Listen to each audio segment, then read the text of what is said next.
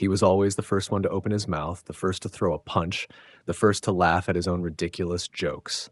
That was just who Tyler was. I could never imagine him ending up like this.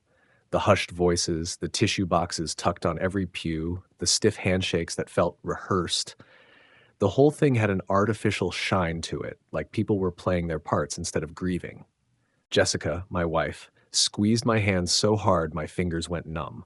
Her grip was sharp enough to hurt. I kept my eyes forward. Looking at her right then felt impossible. Before we continue, please subscribe to stay updated on our latest stories. What she was giving me was not comfort. It felt more like control, a quiet reminder to stay in line. Up front, my parents sat straight back to my dressed like they were heading into some kind of corporate board meeting instead of their son's funeral. No swollen eyes, no trembling tissues, just crisp clothes and expressions that looked like they had been practiced in the mirror. My father gave the priest a firm nod as if they were finalizing a business deal.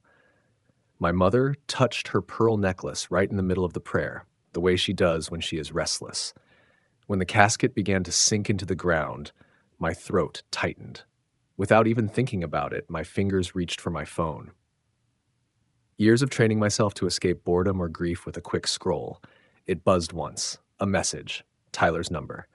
I am not dead. Not me. My heart stopped cold. My eyes darted to the trees, the cars parked along the curb, the man holding the umbrella by the hearse. Nothing. Nobody staring. Just gray sky and the dry sound of soil falling on wood. Another buzz lit the screen. Cannot explain more. They are listening. Do not trust Jessica. Do not trust our parents. My legs went weak. A high ringing filled my ears. I shoved the phone back into my pocket, forced my face into something blank, and stared at the ground while the final prayer wound down. People drifted away slowly, mumbling polite words they did not mean. Jessica leaned in close and whispered that we should go. Her breath hit my neck and made me flinch. It was too cold, too deliberate. That night, I did not sleep. I lay there stiff while she curled against me, like nothing at all had happened, like my world had not been cracked open by a single message. I kept my eyes closed, my breathing even, pretending to sleep while every nerve in my body screamed. That was not my brother in that box. And whoever set up this funeral was lying next to me in my own bed. Before sunrise, I slipped out, did not say a word to Jessica. Just grabbed my keys, pulled on a hooded sweatshirt, and drove 3 towns over to Tyler's place. It was a tiny studio above a rundown tire shop with a flickering neon sign that had been broken since the pandemic. I had been there a dozen times. Tyler liked it because it was cheap, quiet, and nobody cared who came or went. But stepping inside now felt wrong. The air smelled like bleach. No dishes in the sink. No hooded sweatshirt thrown over the couch. The whiteboard where he scribbled song lyrics was wiped clean. His acoustic guitar was gone. So was his laptop. Even his ridiculous lava lamp had vanished. The only things left were a crusty jar of mayonnaise sitting in the refrigerator and a single beer can. Tyler despised mayonnaise. He used to gag at the sight of it. That told me either somebody else had stocked that fridge or somebody wanted me to think he had. I stood in the middle of the empty room trying to feel him there, but it was like he had never lived in that space at all. And then it hit me. This was not just cleaned, it was staged, sanitized, scrubbed of every trace of Tyler. Some old part of me woke up, the part from when we were kids hiding notes and toys from our mother when she was on one of her room check moods. We always had clever hiding spots. I walked straight to the old wooden dresser he had dragged from our parents' attic years back, pulled it out from the wall. There it was, a fake outlet cover just like the ones we used to use. I pried it off. Inside, taped deep into the drywall, was a small plastic bag. My hands shook harder now, more adrenaline than fear. Inside was a prepaid burner phone. It still had battery. When I powered it on, a passcode screen came up. I tried the first thing that popped into my head, our old Xbox cheat code from the game we spent an entire summer beating. Phantom 77. The screen unlocked. Only 3 contacts, one labeled J, another called Fox, the last one gray, no text messages, no call history, no photos, just a single video file. I sat down on the bare mattress, my thumb hovering over the file. Then I tapped it. The screen flickered and Tyler's face appeared. Thin, sweaty, voice trembling. He was outside somewhere. Trees rose behind him. Maybe a forest. Maybe up in the mountains. Wind hissed and cracked against the microphone. Tyler's voice came through rough and shaky. "If you are watching this," he said, "then either I made it out alive or I did not." My throat tightened like a knot. He flicked his eyes off to the side of the camera, like he was checking the trees for movement. "The funeral is a setup," he whispered. "Someone close to us arranged it. I am not safe, Ben. And if they think you are digging, you are not safe either." He leaned closer until the lens caught every line of his face. A long, fresh scratch ran down his left cheek. "Start with Jessica," he said. "She is not who you believe she is. And if you have the guts, ask Dad about Redwood Summit." He stopped, hesitated, as if weighing whether to keep going. Then, quieter. "Do not trust Mom. No matter what she says, she is deeper in this than you think." The screen shook like he stumbled or shifted his grip on the phone. "I found something," he went on. "Stuff I was never supposed to see. Documents, names, evidence that could bring the whole thing down. That is why I ran. That is why they want me erased." The video cut off without warning. No goodbye, just black. I sat there on that bare mattress, my heart hammering as if I had sprinted a dozen blocks. The phone felt heavy in my hand. I tried to make sense of what I had just seen. I was not some guy living on internet conspiracy boards. I did not spend nights on message threads wearing a tinfoil hat. But this was not a prank. This was not a story somebody made up. My brother had faked his own death because he believed staying would get him killed. And now he was telling me to look hard at my wife and at our parents. My eyes drifted to the window. The feeling that someone might already be watching me made the hair rise on my arms. I pressed the phone to my chest and sat breathing heavy, trying to stitch the pieces together. Why was Tyler running from our own family? From Jessica? I did not have the answer, but I knew my next step. I had to face my father and demand to know what Redwood Summit really was. Sunday afternoon, I pulled into my parents' driveway like I had done 100 times. The siding near the garage was still cracked. The hedge along the walk still needed trimming. But the air felt heavier now, like I was walking into something I could not back out of. Dad was out back at the grill, acting like it was any other weekend. Same faded barbecue master apron. Same can of Miller Lite dripping in his hand. He did not even glance up when I stepped onto the deck. "Got burgers and brats," he said. "You hungry?" I ignored the question, walked straight to the patio chair across from him and sat down. My fists stayed hidden under the table. "What happened at Redwood Summit?" I asked. His hand froze mid-flip. The spatula hovered over the flames. One burger blackened and started to smoke, but he did not notice. He turned his head slowly until his eyes locked on mine. "Where did you hear that name?" "Tyler," I said. "He sent me a message. Told me the funeral was a cover, said everything points back there." The grill hissed louder as grease dripped onto open flame. He did not lower the heat, just stared, jaw tight. "Redwood Summit," he said finally, his voice low, like he was telling me a bedtime story from hell. "It was not a base, it was a contract site, private money, military oversight only on paper, no uniforms, no real rules." He reached out, turned the burners down at last, and stepped back. I worked there, logistics, intake. Nothing high level, but enough to know what was happening. "What were they doing?" I asked. He paused, like maybe I did not deserve the truth, or maybe like it was too late to stop it. They called it neurological performance enhancement. Human experiments on memory manipulation, sensory acceleration, reflex integration, the whole package. He looked past me into the trees, as if the past was crouched out there waiting. "Tyler got hurt 3 years ago. You remember that?" "Yeah," I said. "Bike accident. Broken ribs, concussion." "It was not an accident," Dad said flatly. "He volunteered for the program right after. Told us it was physical therapy. It was not. They fed him a custom protocol, neural implants, chemical recalibration, trauma pairing. The entire point was to see how far they could push cognition when it is tied to shared emotional trauma. Twins were ideal." I felt my spine stiffen. "You let them use him?" "I did not let anything," he snapped back. "He signed up. He was of legal age. I had thought Tyler was trying to fix himself to heal from the inside out. But it worked, didn't it?" I asked my father. "Whatever they did to him, it stuck." Dad did not answer right away. He stared at the glowing coals in the grill like they owed him a confession.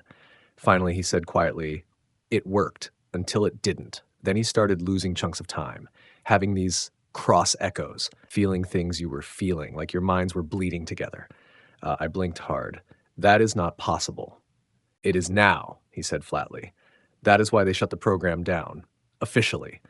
But off the books, the people who paid for it saw something different. Not therapy, not medicine. He looked me dead in the eye. They called it asset retention, training loyalty into soldiers by rewriting how they process fear, pain, and even love. Strip a person down until there is nothing left but obedience. I leaned back in my chair. My breath came shallow. So you are telling me Tyler faked his death to get out of that? He did not fake it for a thrill, Benjamin, my father said. He faked it because somebody was about to erase him for real. He grabbed hold of something, a full dump of their testing data. Names, schedules, financial records. He finally moved the burgers off the flame and slammed the grill lid shut with a hollow clang. If he contacted you, it means somebody slipped up. You were supposed to believe he was dead. I saw the video, I said. He told me not to trust you, or Mom. Dad leaned against the deck railing. The posture made him look older than I had ever seen him. You think I enjoy this? His voice cracked. You think I have not spent the last 3 years waiting for a knock a door, wondering if I would lose both of you in one night? Then why did you not do something? I demanded. I tried, he said, jaw tight. They shut me out. I was just a contractor. I never made the decisions. Your mother stayed on. She was deeper in than I was. What does she know? He looked away without answering. That silence told me enough. I want names, I said. Files. Whatever you have. He gave a humorless little laugh. You think I kept souvenirs? I buried it all like I was told. So what happens now? He stepped closer, voice low. Now you have two choices. You disappear or you finish what Tyler started. But if you stand in the middle, they will tear you apart. I stood up, did not shake his hand, did not thank him. I just walked off the deck and climbed into my truck.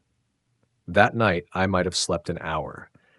Dreams came in jagged flashes. Tyler screaming in the woods, Jessica's cold breath on my skin, my father flipping burgers like the world was not burning down. At dawn, I printed everything from the burner phone, stuffed it in a duffel bag, and pointed my truck north. Tyler had one person left who might still love him enough to talk. His ex. I drove 55 miles with the defroster blasting, my mind barely holding together. The GPS took me through curling switchback roads and walls of trees thick enough to swallow headlights. Just past a rusted sign that read, Mountain Pass Overlook, I found it. A one-story cabin hidden behind a row of fir trees. Porch light glowing weak like it had not been changed in years. I parked, walked up slow. My hand hovered over the doorbell, but she opened the door before I touched it. Cracked it an inch. Her face went pale. You look like him, she said, voice thin as paper. I am not, I said softly. I am Ben. She stared at me like she was scanning for proof. After a long few seconds, she opened the door wider and stepped back. Come in. The smell hit me first, lavender mixed with the tang of printer ink. Inside it was warm but heavy, like the air itself carried weight. The living room held almost no furniture, just a desk piled high with documents, printouts, and thumb drives. The far wall was covered with pinned papers, names, maps, and string connecting them all. It looked like evidence from a murder trial. You want something to drink? She asked. I shook my head. No, I need answers. She glanced sideways, her lips pressed thin. He is alive, isn't he? I did not even try to hide it. Yeah, she exhaled hard through her nose, turned to the desk. I thought maybe. I thought if he reached out to you, it meant he was desperate. I need to know what Redwood Summit really was, I said, and how deep this thing goes. She stayed silent for a beat, then unlocked the bottom drawer of a file cabinet, pulled out a heavy metal case, and carried it to the desk. I do not work for them anymore, she said, but if they knew I kept this. She popped the latches. Inside were stacks of medical logs, memos stamped with government seals, photos of charts and injection sites. One picture showed Tyler shirtless, wires taped to his skin, eyes half closed like he was not fully there. I was his handler, she said quietly. They never told him that. We met through a job placement app. It looked random. It was not. You were spying on him? I asked, my hands itching to flip the whole table over. She finally started talking. I was recruited through a shell company called Medicore Systems, she said. My job was to watch him, track his behavior, record his neurological responses, set up environmental stressors, trigger emotions, monitor how he reacted, and send everything back up the chain. But you fell for him, I said quietly. Her head snapped up, jaw tight. Yeah, I did. That does not mean I stopped doing the job, at least at first. But then I started seeing what it was doing to him. Nosebleeds coming out of nowhere, entire days gone from his memory, reflexes that did not belong to him anymore. I walked to the wall covered in papers and string. Words leapt out at me like warnings: behavioral synchronization, trauma pairing protocol, Sentinel Phase 2. What is Project Sentinel? I asked. Her voice went flat, almost robotic, like she was trying to separate herself from what she was saying. Sentinel was an off-the-books human enhancement trial. They believed twins offered the highest compatibility for neural crossover. Identical DNA, shared development, often shared trauma. The plan was to build soldiers who would not break because they were anchored to another person's emotional core. I stared at the word Sentinel on a yellow sticky note. It no longer felt like science fiction. It felt like someone had rewritten the rules and did not care who got ground up underneath them. So what did they actually do to him? I asked. She pulled out a photo of a brain scan. They implanted biofeedback nodes into his parietal lobe. They used microdoses of neural-enhancing compounds. Environmental stress was the key. They wanted to simulate wartime conditions. That is where I came in. I was supposed to be his calm and then his chaos. You are telling me, I said, stepping closer, that all of it, the tests, the memory gaps, the breakdowns, was planned? She nodded, eyes sharp now. Everything, and your parents were involved. Your mother ran intake screenings for twin candidates. Your father handled supply chain and off-site transport. They were not bystanders. They built the system. The room tilted under me. I grabbed the back of the desk chair and gritted my teeth. Why him? Why Tyler? He stumbled onto something he was not supposed to see, she said. During one of his synchronization events, he glimpsed another subject, a child who was not part of his cohort. He started digging, found a directory, cross-referenced locations, and then stole a drive. I looked at the metal case on the desk. It is in there? She shook her head. He took the original. I only have the index files and proof he accessed it. He told me if he ever vanished, someone would come looking. And where is he? She turned to her laptop, tapped a few keys, and pulled up a satellite map, zoomed in on a dense block of state-owned forest. Right there. No roads, no trails. The closest cell tower is 7 miles away. That red dot is the last ping from his emergency beacon. You tracked him? No, she said. He let me track him, for exactly this reason. I stared at the screen. Trees for miles. No sign of life. Nothing. He said if you ever showed up, she continued, it meant they were getting too close and he was running out of time. I grabbed the printed file from the desk and the flash drive she handed me. She walked me to the door but did not open it yet. One more thing, she said. Once you go in after him, you do not come back the same. I have not been the same since the funeral, I told her. She nodded once. Then you are ready. I walked out into the night with the file in my hand and my stomach tied in knots. I had a location, a target, and a brother waiting in the woods. I parked where the road turned to hard-packed dirt and the trail disappeared into brush. The GPS still showed me 3 miles short of the last ping. I killed the engine and listened. Nothing but trees and the thud of my own heartbeat.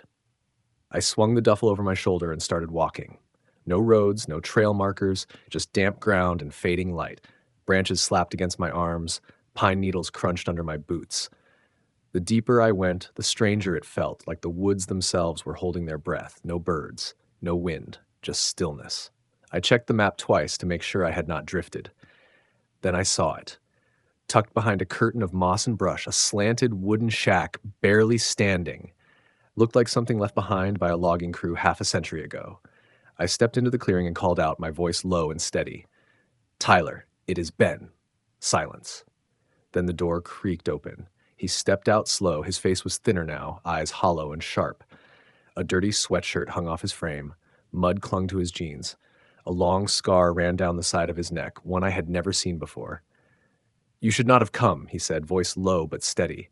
I just stared at him. You are alive. He did not smile, did not flinch, just held the door open and said, Inside, now. The shack was even smaller on the inside than it looked from the trees. One cramped room, no power. The air smelled like damp wood soaked in gasoline. In the corner sat a pile of firewood, a rolled-up sleeping bag, a battered laptop, and a dented metal lockbox. I dropped my bag, heart thudding like a hammer. "I know everything," I said.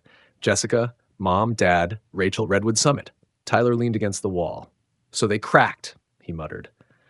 "Dad told you I volunteered, that it worked, that they were trying to weaponize me." "He left out a lot," Tyler said, "but that is their pattern." He crossed the room, knelt beside the lockbox, flipped it open, and pulled out 3 flash drives, a stack of printed forms, and a thick envelope sealed in red tape. He held up a photo, 2 kids no older than 10, blindfolded, wires running from their heads. This is what they were doing, not just to me, not just to us. I could barely hold the picture. It felt like it burned through my skin. "I stayed out here until I had everything," Tyler said. They started cleaning up the other subjects. 3 accidental deaths in 1 month. Once I had this, he tapped the envelope. They found me. A sharp crack outside cut him off. He moved before I even processed it, grabbed me by the collar, yanked me toward the back wall. "You led them here." "I did not," I said, but stopped cold. I did not know. Another sound. Boots crunching leaves. Slow, deliberate. More than one pair. Tyler kicked open a floorboard, reached into a hidden compartment, and pulled out a Glock, then tossed me another. I caught it, my hands stiff. "We can run," he said, "or we fight." I swallowed hard. "Run where?" He did not answer, just peered through a slit in the wall, whispered, "Too late." Then a voice floated in from maybe 15 feet outside the shack. Calm. Professional. "Benjamin and Tyler Morgan. We want the drive. No one has to die tonight." I looked at Tyler. "What is the plan?" He did not blink. "You shoot better right-handed or left." "I do not even know if I shoot at all," I hissed. He handed me a spare magazine. "Figure it out fast." I crouched by the doorframe, gun raised. The weight felt unreal in my hands. Sweat ran into my eyes, but I did not wipe it. Tyler moved like a man who had done this before, steady, measured. He pulled open a hidden hatch in the back, just wide enough to crawl through. "They think we are boxed in," he said. "That is good." "But they have numbers," I whispered. "And gear." "We have the truth," he said, "and surprise." A stick cracked farther off, like they were circling. "Go first," he told me. "I will follow and seal the hatch behind us." "What if they rush in?" "Then we do not miss." I dropped down and crawled through the dark tunnel, came out behind a rock bed, just past a cluster of trees with roots thick enough to hide behind. I turned, and a second later, Tyler slid out behind me, dead silent. We crouched behind a fallen log as the footsteps got closer. "You sure this is worth dying for?" I asked him. He did not look at me. "I am sure it is worth not letting them win." Another voice rang out, closer now. "We just want the files. You give us the drive. This ends clean." Tyler locked eyes with me. "They will kill us either way," he whispered, "but not before they erase everything." I raised the gun, my hands steadier now. Somehow the fear had started to feel useful. He nodded once, then pointed east. "See that fire tower through the trees? That is where we upload." "Now?" He gave a quick, grim smile. "Now." He bolted first, weaving through the trees like he had run this path 100 times. I followed close, lungs burning, every breath cold and sharp. Behind us, the shack erupted with noise. Doors kicked open, wood splintering, voices shouting. We did not stop, did not look back. We had one shot and nowhere else to run. We sprinted through the brush like hunted animals, branches whipping our arms, leaves slicing across our faces. I heard the soft hiss of suppressed gunfire behind us. Not the wild pops of panicked shooting. These were sharp, controlled bursts. They were not here to scare us off. They were here to end it. Tyler kept throwing glances over his shoulder, counting the distance by ear. 400 yards, he called. "Watch your step." I caught a root with my boot, slammed my shoulder against a tree, nearly went down, but shoved myself forward and kept moving. My lungs were fire. My legs felt like blocks of cement, but we did not stop. Then the fire tower rose ahead of us, rusted, twisted metal with peeling red paint, swaying in the wind like it might collapse at any second. Just seeing it made my stomach knot. Tyler never slowed. He ran straight to the ladder, started climbing like he had rehearsed it, and vanished over the top. I followed, each rung a battle, my palms slick with sweat. The higher I went, the more the wind howled, rattling the tower like loose bones. When I finally pulled myself onto the platform, all I could see in every direction was a sea of trees. No lights. No roads, just wilderness and the heavy sense that somewhere out there, death was waiting. Tyler was already moving. Signal booster out, laptop open, flash drive plugged in. His hands worked fast, practiced, like he had done this 100 times. He did not waste a second explaining. I crouched beside him, chest heaving. What's in the files? Not just experiments, he muttered, eyes locked on the screen. What then? Programming, he said. Brainwashing. He gave the slightest nod. Worse. They tested pairs, usually twins, forced emotional bonds under stress, then shattered them over and over until loyalty wasn't love anymore. It became survival instinct, obedience without trust. Bourgeois, that was the design. And that's what they were doing to us? He nodded once. We were supposed to break, turn on each other, but we didn't. That made us unpredictable. A threat. The laptop gave a sharp beep. Upload started, he said. Now we hold. I edged toward the railing, gun tight in my grip. Shadows moved at the tree line, fast, low. One slipped left. Another ghosted right. I raised the Glock but held my fire. No point giving away our angle. Once it hits the satellite, Tyler said, it copies to 38 dead drop servers. No way to trace, no way to stop. Good, I muttered. Let's just live long enough to see it through. A branch cracked. The ladder shook. Metal groaned under weight. Tyler swung his rifle around, jaw locked. A boot appeared on the top rung. He fired twice, clean. A scream, short and sharp, then a crash as the body hit the ground. Silence. I exhaled through my teeth. My heart felt like it was trying to climb out of my throat. Reload, Tyler said. I fumbled the spare magazine, slammed it into place, hands trembling but functional. He glanced at the screen. 77%. I asked the question anyway. More coming? The look he gave me said I already knew the answer. We dropped flat, stayed low. Every second felt like a fuse burning shorter. Another figure shifted in the trees, rifle raised but not firing. Calculating. Why now? I whispered. Tyler's jaw was tight. Because they're cleaning house, every leak, every loose end, Rachel's probably already marked. Think she's safe? He did not reply, which meant she wasn't. 92%, he muttered. Wind gusted, rattling the tower. My sleeve wiped the sweat from my eyes. We stayed still, waiting, watching. Nothing. Just the creak of metal in the wind. 96. I inched closer to the laptop, ready to throw myself over it if I had to.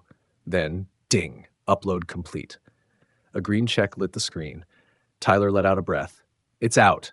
The forest went still. No more gunfire. No more footsteps like they had melted away. I waited, ears straining for a twig snap, a whisper, anything.